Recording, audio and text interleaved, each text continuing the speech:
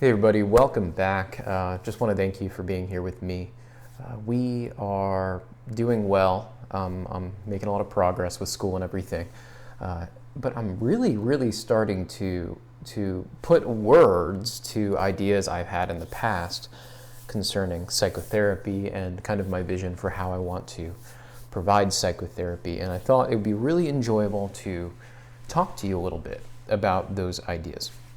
So I think at the root of doing good psychotherapy is a recognition of conflict and pain and suffering in life. And I think you could insert all sorts of words. You could insert the word disconnection, right? You could insert the word wounding, and dare I say, the controversial word of sin, which obviously for those of us who are Christian is really important to understanding how life really sort of wounds us, and the hopeful message, I would say, of understanding that life is in fact suffering, wounding, conflict is our understanding of becoming aware of that within our lives.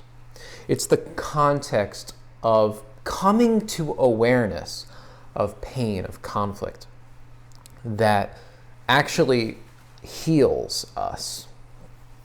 It's very counterintuitive and somewhat paradoxical.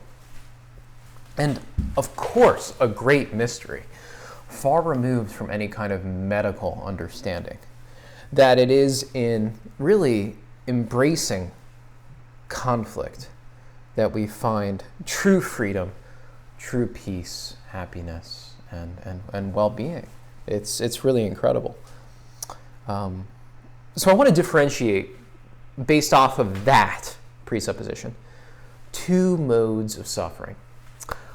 On the one hand, we have suffering and conflict that is really inherent to human life, to human relationship. It's sort of just our nature to disconnect from pain, to avoid pain, to maybe to experience suffering. In fact, it's really our greatest source of meaning and joy if we have the courage, the virtue to face these things. Now, on the other hand, there's our choice to make suffering in some sense worse, to create our own suffering, to wallow in our suffering, to be overwhelmingly negative or hopeless in the face of our suffering. Helplessness, hopelessness, what we tend to think of more generally as depressive illness, is a form of, I think, more often than not, a response to normal, non-pathological suffering in human life. It's a response to those factors that ultimately leads to suffering that we create due to our own selfishness and neurosis and obsessions, and insert all the different dynamic trends and ways of making sense of how people are selfish in different ways.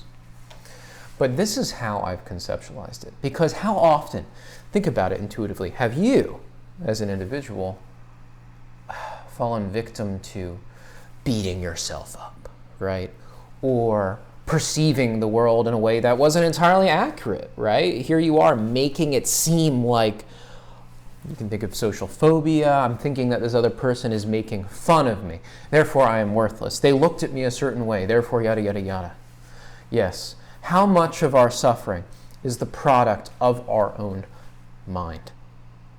Well, quite a bit, is it not? In fact, that's the central component of these neurotic-like styles. It is our decision to fuel, or fueling, the avoidance mechanisms of conflict in our lives.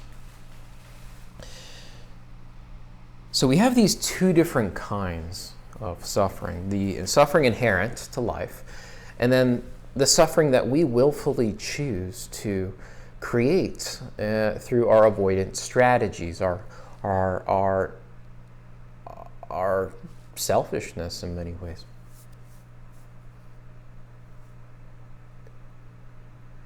The reason why I'm bringing this up is because I've been reading Sigmund Freud, and I've really come to the conclusion now that when we have relationships, when we have social systems, you can imagine like a dyadic one-to-one, you can imagine like a group therapy, or you know, a family system, a community even.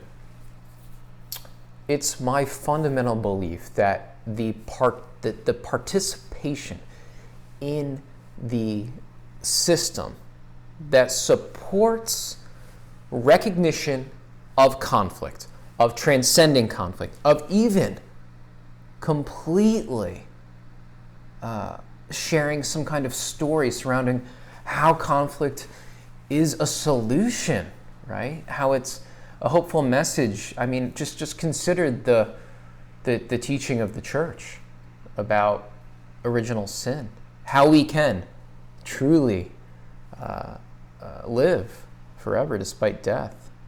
That understanding is deeply therapeutic. Deeply. I mean, it's unbelievably therapeutic. It's a healing agent that I am always just overwhelmed by when I fully digest it. So that's just one way of understanding it. But it's really the narrative, right? It's the way that culturally and socially we come together to face wounding and suffering that truly predicts whether or not people are debilitated with mental problems, more often than not. And it's a compounding effect depending on the early experiences that people have in life. So if you have a strong felt sense of emotional and social support in the face of conflicts, right, as a young child, you bet you're going to have a good life. Yes, you will. But on the other hand, if you've been challenged, right, by an anxiety-ridden, depressive, whoever, you know, type of experience in the social world, then it can be very hard to overcome these wounds and these patterns. But this is the encouraging thought. Through forming a therapeutic relationship, it could be with someone like me, but it could be with anybody who has the ability to have an honest relationship to their own pain, to their own suffering, to their own experience of disconnection or wounding, that you can come to a more honest relationship to your own. And this is sort of where we go full circle, and I say this is the structure of what I'm actually interested in embodying within my life. I have a sensitivity to conflict. I can very easily avoid conflict, but I can also hold space for conflict within the analytic relationship. And I can see how desperately that is needed in the world today, where we tend to be blind or even ignorant of what is most real, which is our emotional suffering. Okay, if you found this interesting, let me know, and I will see you soon in a new video. Bye-bye.